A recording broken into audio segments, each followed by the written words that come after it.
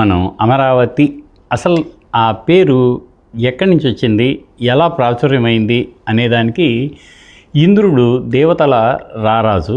ఆ దేవతల రారాజు అయిన ఇంద్రుని రాజధాని పేరు అమరావతి.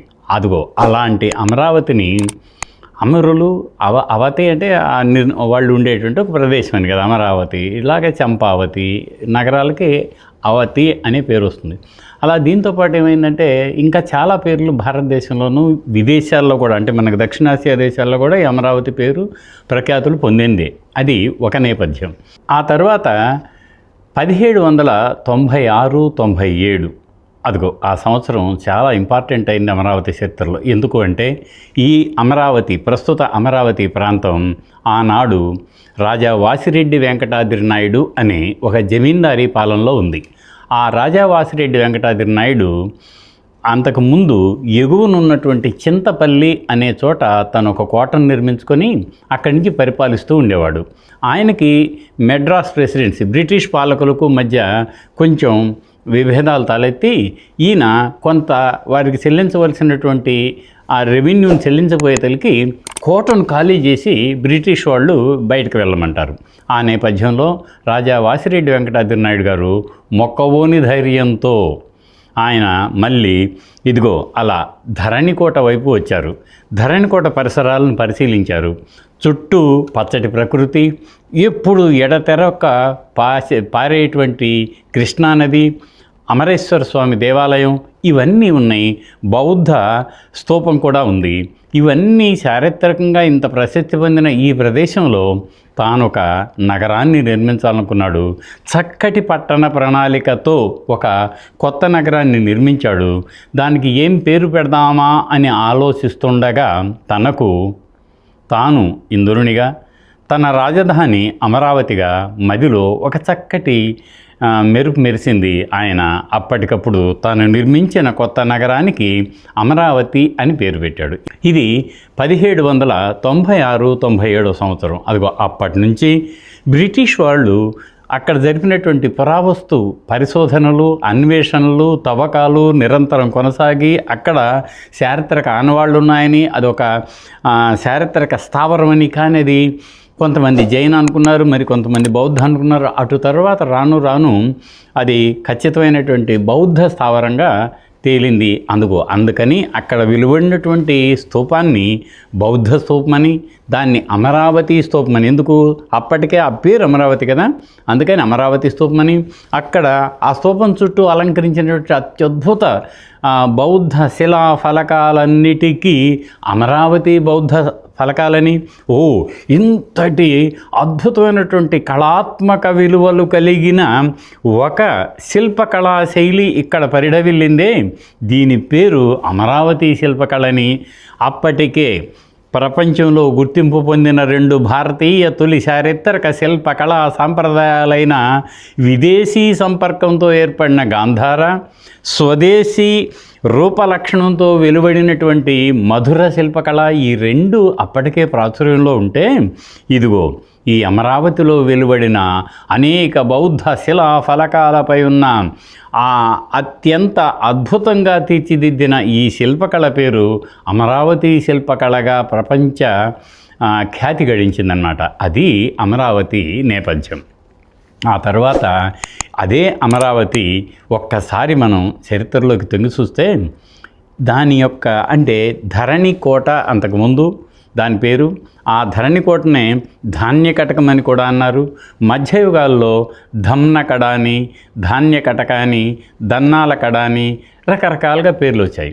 ఏ పేర్లు ఏమొచ్చినా కూడా ఈ ధరణికోటకు ఆనుకొని కొత్తగా నిర్మించిన ఒక నగరానికి రాజా వాసిరెడ్డి వెంకటాద్రి నాయుడు అమరావతి అని పేరు పెట్టిన తర్వాత 18వ శతాబ్దపు చివరి రోజుల నుంచి 19వ శతాబ్దంలో 20వ శతాబ్దంలో ప్రపంచవ్యాప్తంగా అమరావతి ఖ్యాతి విస్తృతమైందన్నమాట.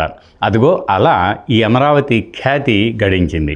ఒక్కసారి మనం అక్కడి నుంచి వెనక్కి వెళ్తే, ఎందుకు వెనక్కి వెళ్ళాలి అంటే దానికి అత్యంత లోతైన చరిత్ర ముడిపడి ఉంది. మనం ఇక్కడి నుంచి వెనక్కి వెళ్ళొచ్చు, లేదు అసలు తొలికాలం నుంచి వస్తేనే అర్థం చేసుకోవటానికి ఈజీగా ఉంటుంది. కాబట్టి అమరావతిలో అనేక సార్లు జరిపిన పురావస్తు అన్వేషణలు తవ్వకాల్లో ఆ మహాస్తూపం చుట్టూ తవ్వారు. ఇంకా ధాన్యకటకంలో కూడా ధరణికోటలో కూడా తవ్వారు. అనేక ఆనవాళ్ళు వెలుగొచ్చాయి. ఈ ఆనవాళ్ళని క్రమ పద్ధతిలో విశ్లేషించి ఒక వరుస క్రమంగా రాస్తే ఆదిమ మానవుని అడుగుజాడల నుంచి, అంటే పాతరాతి యుగం, మధ్యరాతి యుగం, కొత్త రాతి యుగం, రాతి యుగం, ఇనుప యుగం తరువాత దాదాపుగా చివరి రోజుల్లో మహాజనపదాలు అంటామే, ఆ మహాజనపదాలకు సమకాలీనంగా కూడా అమరావతిలో జనజీవన విధానం కొనసాగింది అని తెలియజేయటానికి జానపద కాలం నాటి అనేక నాణేలే ఆధారం. దాని తర్వాత మహాజనపదాల తర్వాత మళ్ళీ చారిత్రక తొలి యుగంలో మొట్టమొదటి ఆధారం మనకు అక్కడ దొరికింది.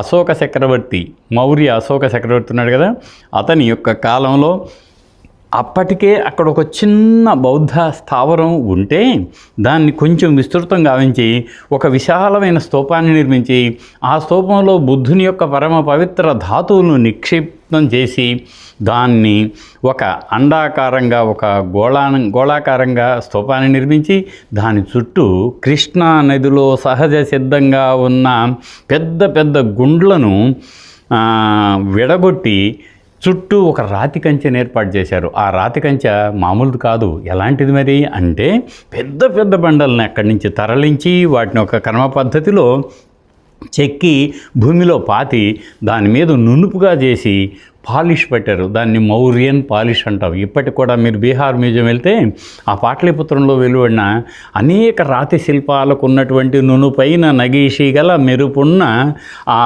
పాలిష్ ఇక్కడ కూడా ఈ రాతి కంచెకు కనుక్కున్నారు. అంతేకాదు దాని మీద ఒక రాతి కంచె మీద అప్పటి బ్రాహ్మీలిపి, అశోకుని కాలం నాటి బ్రాహ్మీలిపి ఉంది. దాని తర్వాత ఒక స్తూపం, ఆ రోజుల్లోనే స్తూపం యొక్క చిత్రణ అంటే డ్రాయింగ్ వేసుకున్నారు, చిన్నగా ఉలితో చెక్కారు.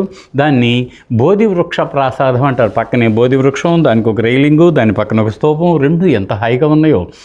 దీంతో పాటు ఇంకేమిటి, అశోక చక్రవర్తి యొక్క చిన్న స్తంభ శాసనం ఒకటి దొరికింది అక్కడ. చాలా ఆశ్చర్యం. అంతేకాదు అప్పటికే నార్దర్న్ బ్లాక్ పాలిష్డ్ వేర్ అంటారు, అంటే ఔత్తరాహిక మెరిసేటటువంటి పాత్ర సామగ్రి కూడా దొరికింది అక్కడ. ముమ్మూర్తుల ఇది మౌర్య చక్రవర్తి అశోకుని కాలం నాటిది అని రూఢి చేసేటువంటి అనేక ఆధారాలు దొరికాయి.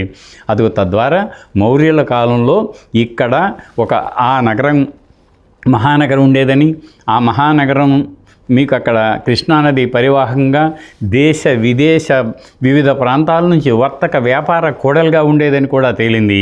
దాని తర్వాత మౌర్యుల తర్వాత కొద్ది కాలం మనకి చరిత్ర దొరకలేదు. కానీ అటు తర్వాత క్రీస్తుకు పూర్వం 2-1 శతాబ్దాల మధ్య ఈ కోస్తా తీరాంధ్రాన్ని పరిపాలించినటువంటి సాదా అనే వంశీకుల పాలనలో ఉన్నట్టు అక్కడ దొరికినటువంటి ఈ నాణ్యాలు మనకి నిరూపించాయి. అక్కడే కాదు, ఇంకా ఎగువకు దిగువకు కూడా. దాని తర్వాత క్రీస్తుకు పూర్వం 1వ శతాబ్దంలో శాతవాహనులు ముందు కోటిలింగాల నుంచి, ఆ తర్వాత ప్రతిష్టానం నుంచి, ఆ తర్వాత మళ్ళీ కొండాపూర్ నుంచి ఇలా పరిపాలించారు. క్రీస్తుకు పూర్వం 1వ శతాబ్దంలో. క్రీస్తు శకం 1వ శతాబ్దికి వచ్చేసరికి ఆ శాతవాహనుల పరిపాలనా కేంద్రంగా ఈ అప్పటికి ప్రస్తుత అమరావతిని ధాన్యకటకం అనేవాళ్ళు. అదిగో ఆ ధాన్యకటకంలో అప్పుడు పరిపాలన ప్రారంభమైంది. గౌతమీపుత్ర శాతకర్ణి, అప్రతిహత శాతవాహన చక్రవర్తి గౌతమీపుత్ర శాతకర్ణి క్రీస్తు శకం 60 నుంచి 90 వరకు పరిపాలించాడు. అతను శాతవాహన వంశానికి చెందిన చక్రవర్తి. ఆ చక్రవర్తి ఎంతటి సువిశాల భూభాగాన్ని పరిపాలించాడో తెలుసా? ఒక శాసనంలో చెబుతుంది, దక్షిణాపధపతి త్రిసముద్రతోయ పీతవాహనస్య, ఎవరి గుర్రాలు 3 సముద్రాల నీళ్లు తాగాయో అంత సువిశాల భూభాగాన్ని గౌతమీపుత్ర శాతకర్ణి పరిపాలించాడు అని శాసనంలో చెబుతుంది. కాబట్టి సువిశాల సామ్రాజ్యాన్ని ఆయన ఏం చేశాడు మరి? 60 నుంచి 90 వరకు పరిపాలించినటువంటి గౌతమీపుత్ర శాతకర్ణి అప్పటికే ఉజ్జయిని వరకు ఆక్రమించి పాలిస్తున్న శకులు అనేటువంటి విదేశీయుల్ని తరిమి కొట్టి ఆ భూభాగాన్ని స్వాధీనం చేసుకున్నది క్రీస్తు శకం 78 చైత్ర శుద్ధ పాడ్యమి నాడు కదా. అదిగో ఆ కాలంలోనే మనకు తొలిగా శక సంవత్సరం ప్రారంభమైంది. అదే యుగ యుగాల పునాది మన తెలుగువారి ఉగాది. అది కూడా గౌతమిపుత్ర శాతకర్ణి కాలంలో జరిగింది.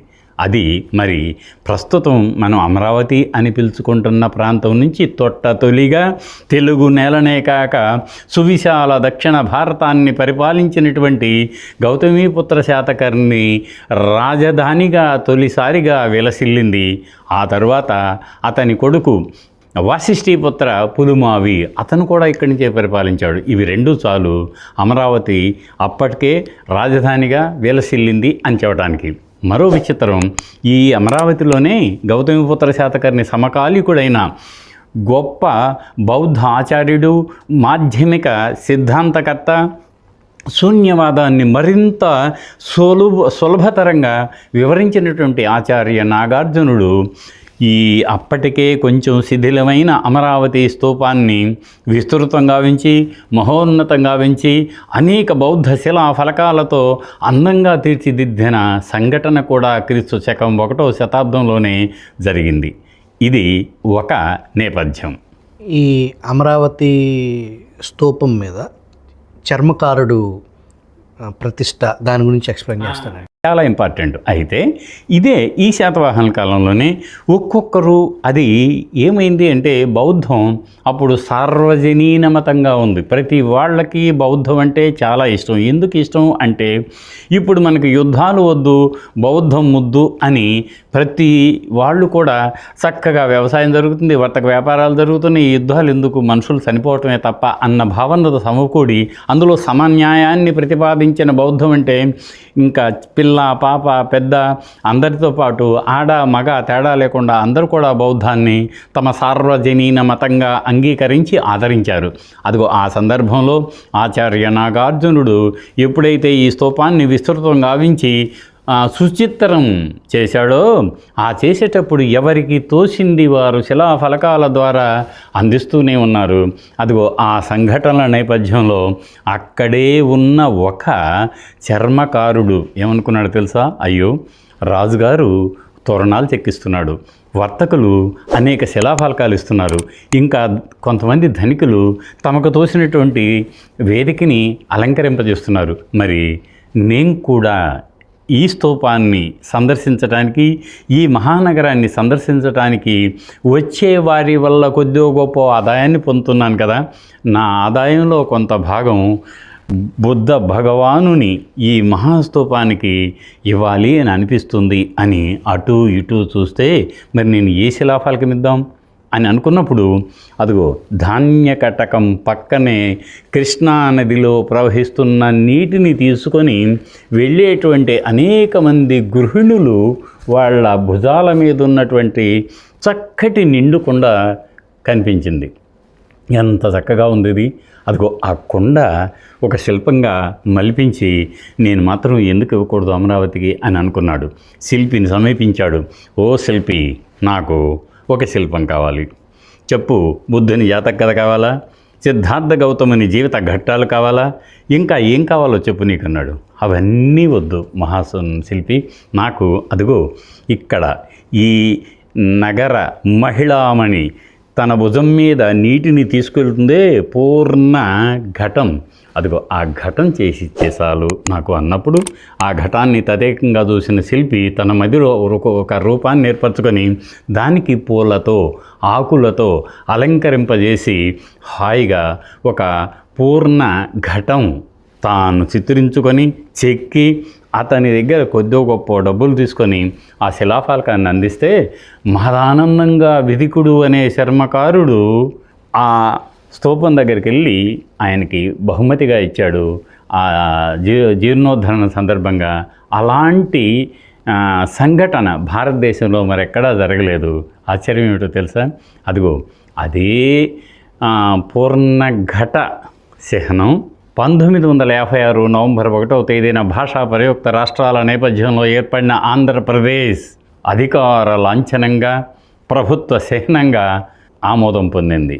మళ్ళీ అదే ఒరవడిని నారా చంద్రబాబు నాయుడు గారు విభజిత ఆంధ్రప్రదేశ్కి ముఖ్యమంత్రిగా ఉన్నప్పుడు మళ్ళీ కొత్త చిహ్నం కావాలి కదా, అదే చిహ్నాన్ని మళ్ళీ స్వీకరించారు. ఇది ఆ పాయింట్కే వస్తున్నాను. ఏదైతే రాష్ట్రం భాషా ప్రయుక్త రాష్ట్రాలుగా విడిపోయినప్పుడు ఆంధ్రప్రదేశ్, తమిళనాడు నుంచి మనం తెలంగాణ ఆంధ్ర కలిపి ఆంధ్రప్రదేశ్గా అవతరించినప్పుడు మనం ఆ పూర్ణ ఘటాన్ని మన రాష్ట్ర చిహ్నంగా తీసుకున్నాం. తర్వాత రాష్ట్రం విడిపోయిన తర్వాత అప్పటి ఘటానికి పూర్ణ కుంభానికి తేడా తెలవని ఒక పూర్ణ ఘటాన్ని పూర్ణ కుంభం చేసిన పరిస్థితి. దానిలో మీ పాత్ర ఆ రోజు విభజిత ఆంధ్రప్రదేశ్లో మీరు కొంత పేపర్ వర్క్ చేశారు, దాని గురించి వివరిస్తారు. అంటే అప్పుడు ఏమైందంటే కొత్తగా ప్రభుత్వం ఏర్పడిన తర్వాత ఏ రాష్ట్ర ప్రభుత్వానికైనా ఒక అధిక కోట్ ఆఫ్ ఆర్మ్స్ అంటారు దాన్ని. అంటే ఏమిటి, అధికార లాంఛన చిహ్నాలు ఏమేమి ఉండాలి, అవి ఎలా ఉండాలి, అవి ఆ జాతికి చెందిన గత చారిత్రక వైభవ అస్తిత్వ అవశేషాలు ఇందులో ఉండాలి అన్నది నేపథ్యం కదా. అప్పుడు ఏం చేశారు, ప్రభుత్వం ఒక చిన్న కమిటీని ఏర్పాటు చేసింది. ఆ కమిటీలో పరకాల ప్రభాకర్ గారు, నేను, మళ్ళీ సాయి పాపినేని, ఇలా మేము కొంతమంది సభ్యులం ఉండి మళ్ళీ అదే పూర్ణ ఘటంలో కొద్దిపాటి మార్పులతో ముమ్మూర్తుల ఘటం అలాగే ఉంటుంది. దాని మీద ఉన్నటువంటి విశేష అలంకరణలో కొంత భాగం తొలగించి దాదాపుగా మళ్ళీ అదే పూర్ణ ఘటాన్ని అధికార లాంఛనంగా ప్రకటింపజేయటానికి ముందు ఒక చిన్న ఎక్సర్సైజ్ చేయటంలో నాకు కూడా ప్రభుత్వం అవకాశం ఇచ్చింది. నేను రుణపడి ఉంటాను.